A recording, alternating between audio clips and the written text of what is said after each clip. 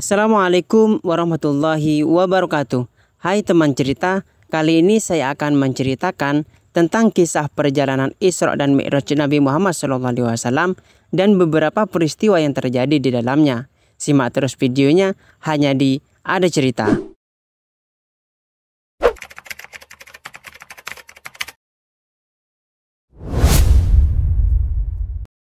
Isra Mi'raj adalah dua perjalanan yang dilakukan oleh Nabi Muhammad SAW dalam waktu semalam.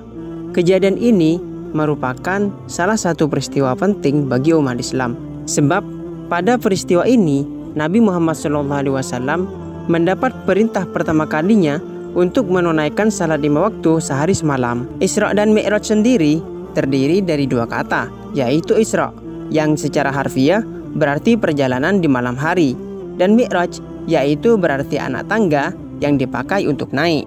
Dan secara istilah, Isra mempunyai arti perjalanan Nabi Muhammad SAW dari Masjidil Haram di Mekah hingga Masjidil Aqsa di Palestina.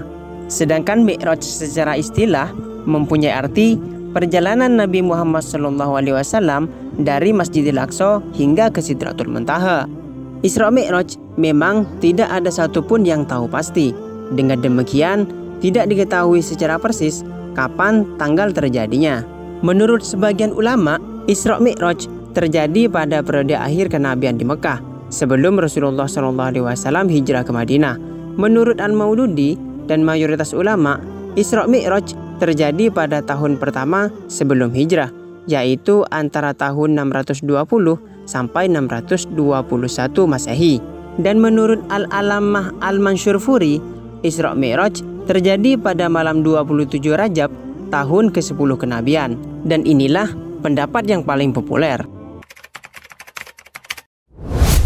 Tujuan utama dari peristiwa Isra dan Mi'raj ini memang untuk menjemput perintah salat fardu yang 5 waktu.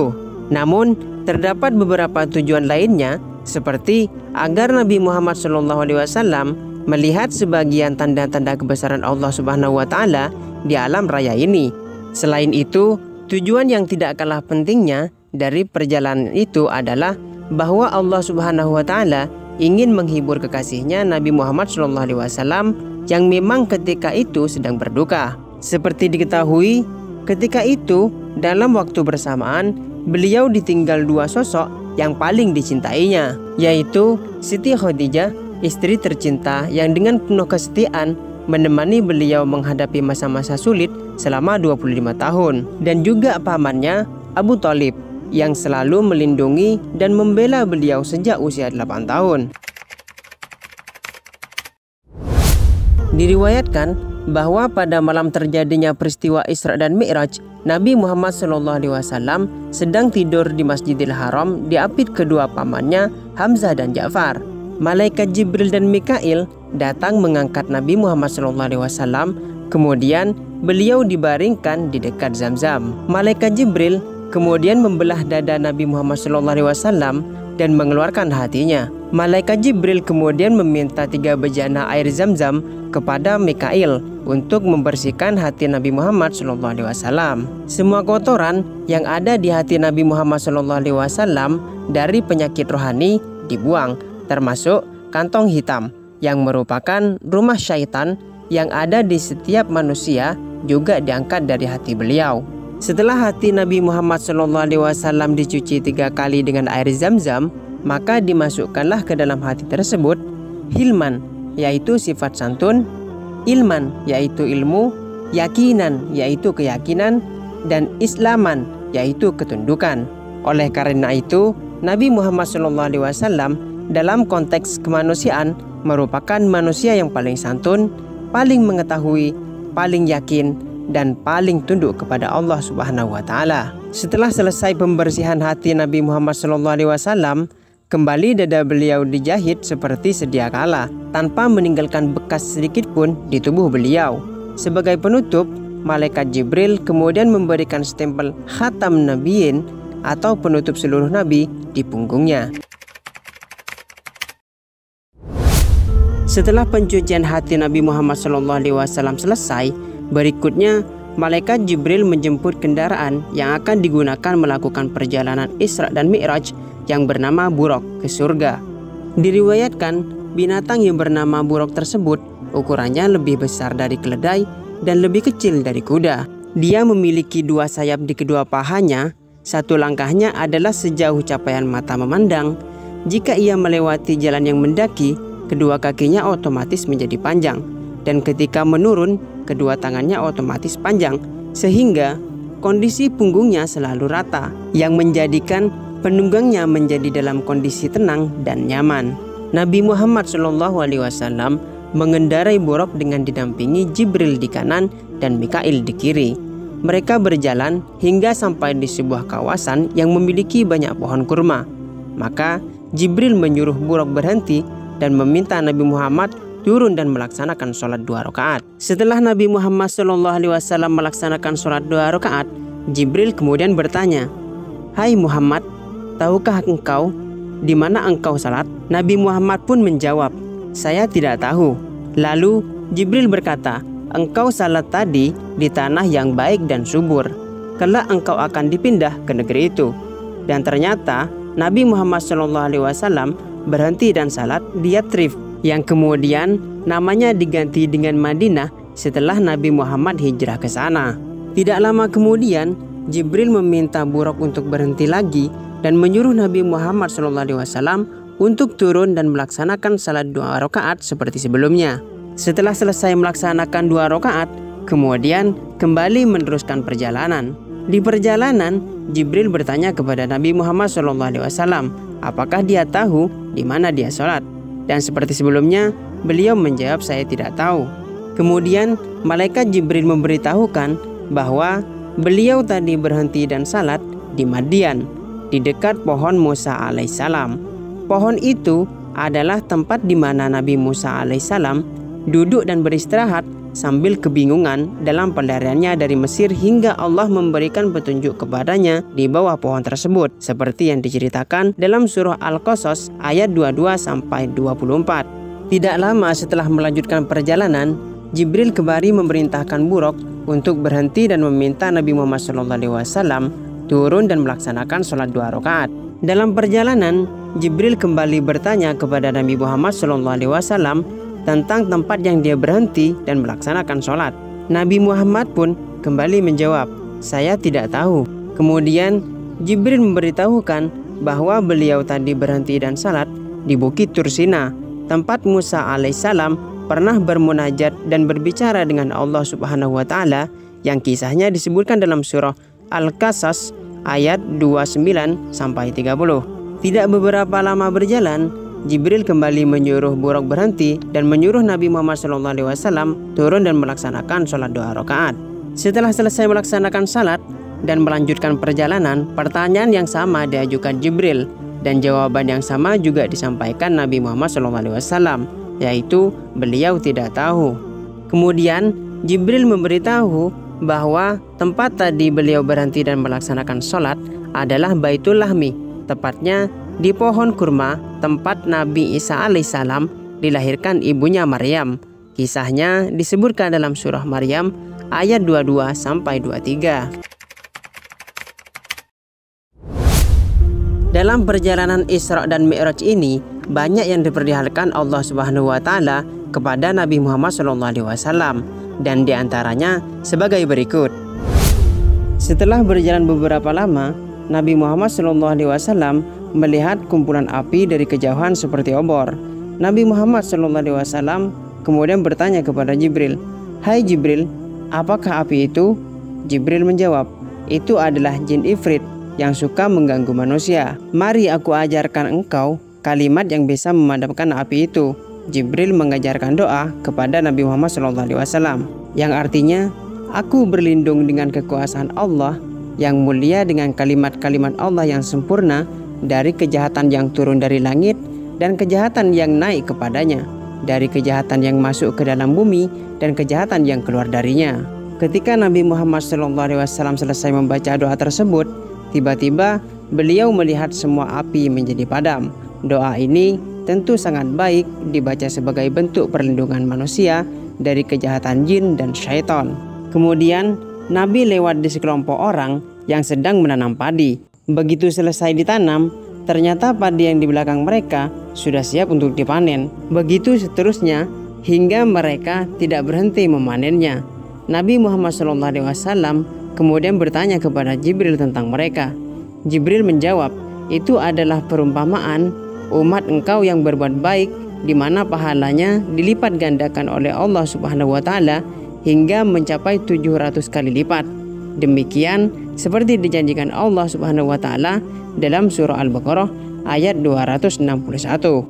Setelah itu, tiba-tiba Nabi Muhammad SAW mencium aroma wangi yang seakan-akan beliau tidak pernah mencium aroma yang sewangi ini sebelumnya.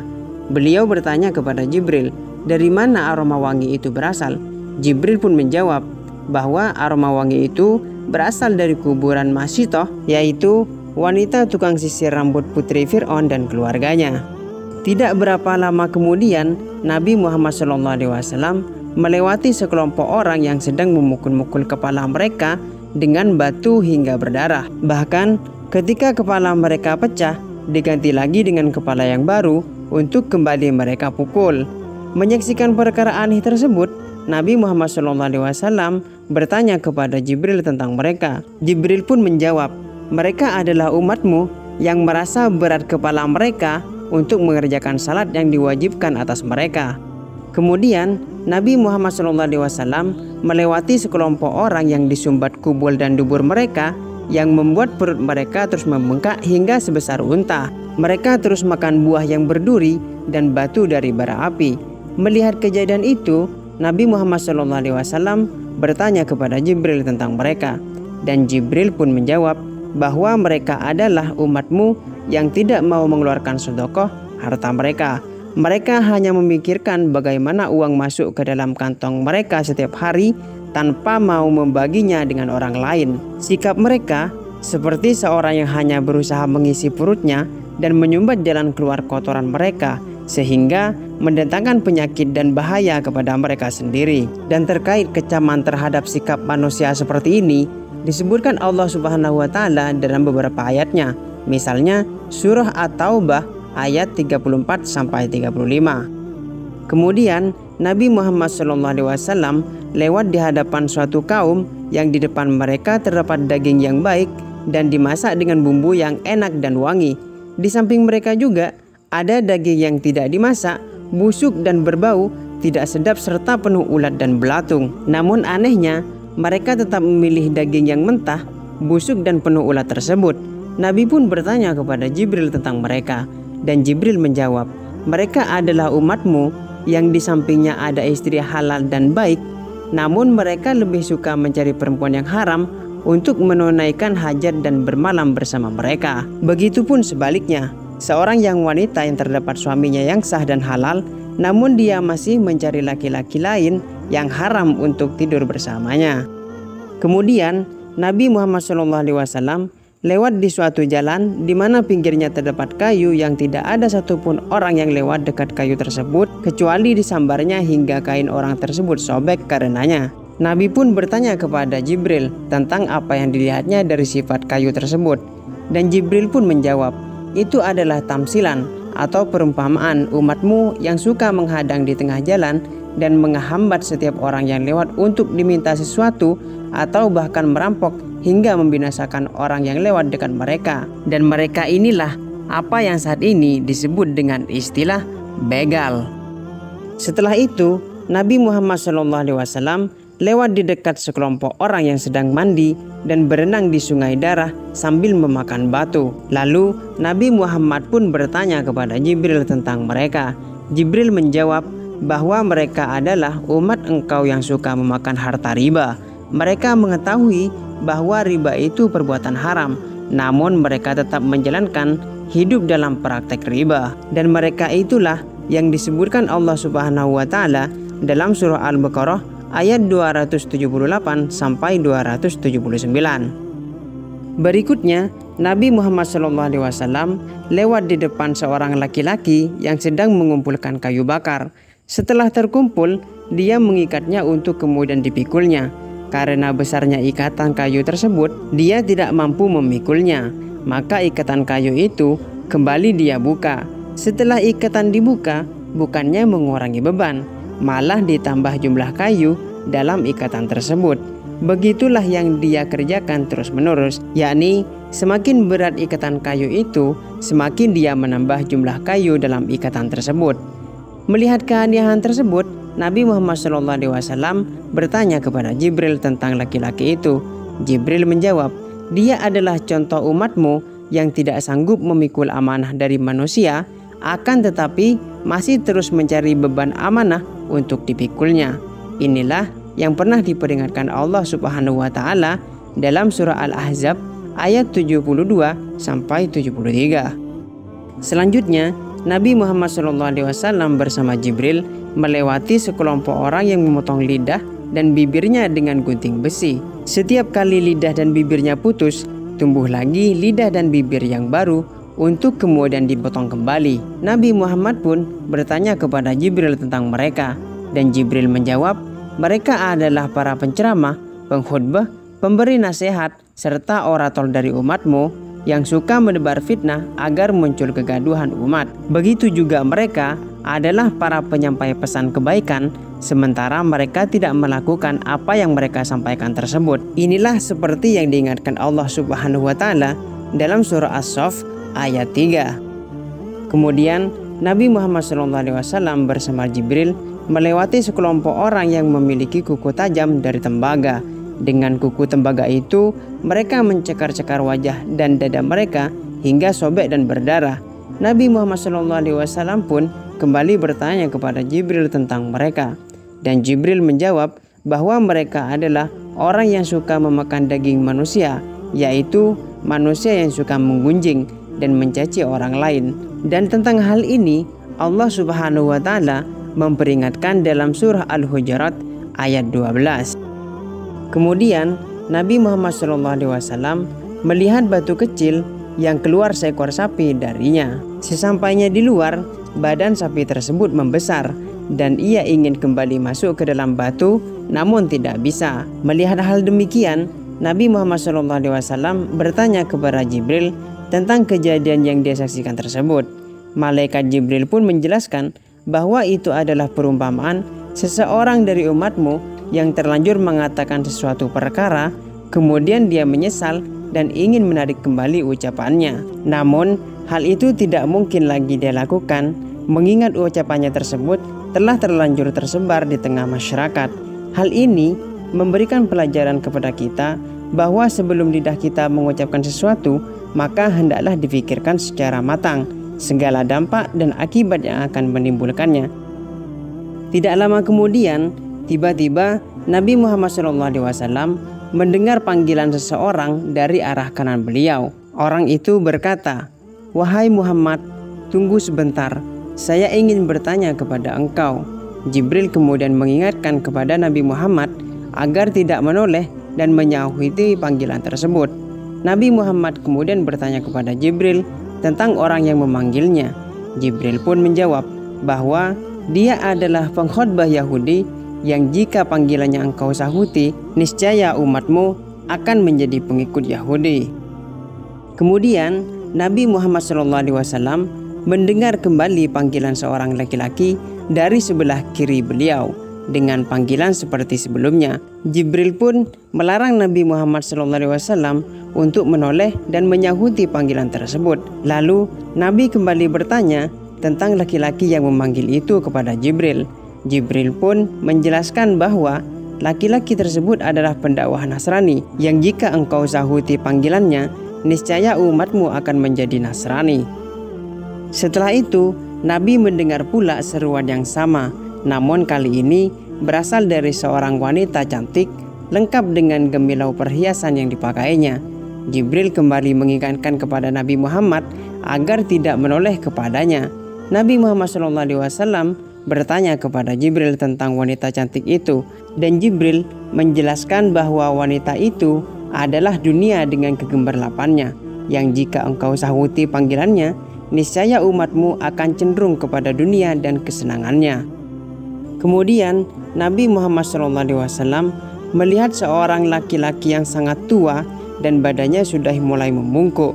Nabi Muhammad pun bertanya kepada Jibril tentang laki-laki tua bangka tersebut. Jibril pun menjelaskan bahwa laki-laki tua itu adalah perumpamaan umur dunia, di mana tidak lagi tersisa dari umur dunia kecuali usia yang tersisa dari kehidupan laki-laki tua tersebut. Tak lama kemudian, sampailah Nabi Muhammad SAW bersama Jibril dan Mikail di Masjidil Aqsa. Nabi Muhammad SAW bersama Jibril masuk dari pintu Yamani. Setelah turun di depan pintu Masjid Al-Aqsa, Jibril mengikatkan buruk di sebuah batu tempat para nabi sebelumnya juga pernah mengikatkan buruk ini. Setelah masuk ke dalam masjid, Nabi Muhammad dan Jibril melaksanakan sholat 2 rakaat. Setelah selesai sholat, tiba-tiba Nabi Muhammad SAW melihat manusia sudah banyak berkumpul di dalam masjid. Nabi Muhammad SAW tidak mengetahui bahwa yang berkumpul adalah para nabi sebelumnya. Maka tiba-tiba azan berkumandang dan mereka pun berdiri bersaf sambil menunggu siapa yang akan menjadi imam mereka. Jibril pun mengambil tangan Nabi Muhammad SAW dan membawanya ke depan untuk menjadi imam. Maka Nabi Muhammad SAW memimpin para nabi untuk salat 2 rakaat. Setelah selesai salat 2 rakaat, Jibril bertanya kepada Nabi Muhammad SAW, "Hai Muhammad, tahukah engkau siapa yang salat di belakangmu?" Nabi Muhammad menjawab, "Tidak tahu." Jibril menjelaskan bahwa yang salat di belakangmu adalah para nabi dan rasul sebelumnya. Semua nabi dan rasul itu kemudian memuji kepada Tuhannya dengan pujian yang sangat indah. Nabi Muhammad SAW berkata, "Kalian semua telah memuji Tuhan kalian dengan pujian yang sangat indah. Maka aku juga ingin memuji Tuhan saya dengan pujian indah pula." Nabi Muhammad SAW kemudian berkata, "Segala puji bagi Allah yang telah mengutusku kepada alam semesta dan kepada semua manusia, membawa kabar gembira dan peringatan, dan telah diturunkan kepadaku Al-Quran sebagai penjelas segala sesuatu, dan telah menjadikan umatku sebaik-baik umat yang pernah diciptakan, dan menjadikan umatku sebagai umat pertengahan. Dia telah melapangkan dadaku dan mengangkatkan beban beratku, mengangkat namaku, menjadikanku sebagai penutup seluruh nabi." Ketika itu Nabi Ibrahim alaihissalam berkata, "Begitulah Allah telah melebihkanmu, hai Muhammad."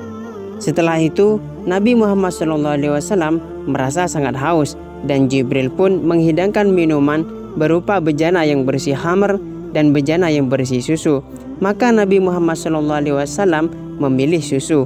Jibril pun berkata kepadanya, "Sungguh engkau telah memilih sesuatu yang tepat dan sesuai fitrah, yaitu susu. Jika engkau memilih khamr, niscaya umatmu akan tenggelam dan mabuk dalam gemilang dosa dan maksiat, dan tidak ada yang akan mengikutimu." Dan sampai di sini maka berakhirlah perjalanan Isra, dan akan segera dimulai perjalanan Mi'raj, yaitu naik ke langit untuk menemui Tuhan. Maka didatangkanlah tangga yang digunakan oleh arwah anak Adam yang saleh menuju langit. Tidak ada tangga sebaik dan seindah tangga yang dipakai untuk Mi'raj tersebut. Ia adalah tangga dari emas yang dibubuhi permata hijau dan disimpan di sorga Firdaus. Maka naiklah Nabi Muhammad SAW didampingi Jibril dan Mikail ke langit untuk menghadap Tuhan. Dalam perjalanan menuju langit ketujuh, Nabi Muhammad banyak menemui para nabi. Di langit pertama, Nabi Muhammad bertemu dengan Nabi Adam alaihissalam. Di langit kedua, Nabi Muhammad SAW bertemu dengan Nabi Isa alaihissalam dan Nabi Yahya alaihissalam. Berikutnya, di langit ketiga, Nabi Muhammad SAW bertemu dengan Nabi Yusuf alaihissalam. Dan di langit keempat, Nabi Muhammad SAW bertemu dengan Nabi Idris alaihissalam. Selanjutnya, pada langit yang kelima, Nabi Muhammad SAW bertemu dengan Nabi Harun alaihissalam. Setelah itu, di langit keenam, Nabi Muhammad SAW bertemu dengan Nabi Musa alaihissalam. Dan di langit yang ketujuh, Nabi Muhammad SAW bertemu dengan Nabi Ibrahim alaihissalam. Jibril kemudian membawa Nabi Muhammad SAW kembali naik hingga sampai Sidratul Muntaha. Di Sidratul Muntaha inilah Nabi Muhammad SAW melihat wujud asli Jibril, yang dimana ia memiliki 600 sayap dan satu sayap bisa menutupi ufuk. ujung barat dan ujung timur bumi. Hal itu seperti dikisahkan dalam surat An-Najm ayat 13. Dari Sidratul Muntaha, Nabi Muhammad SAW kemudian menuju Arash untuk menghadap Tuhan sendirian tanpa ditemani lagi oleh Jibril untuk menerima perintah dari Allah Subhanahu wa taala. Sesampainya di Arash, Nabi Muhammad SAW bersujud di hadapan Tuhan. Pertemuan Nabi Muhammad SAW dengan Tuhan adalah sesuatu yang tidak bisa digambarkan.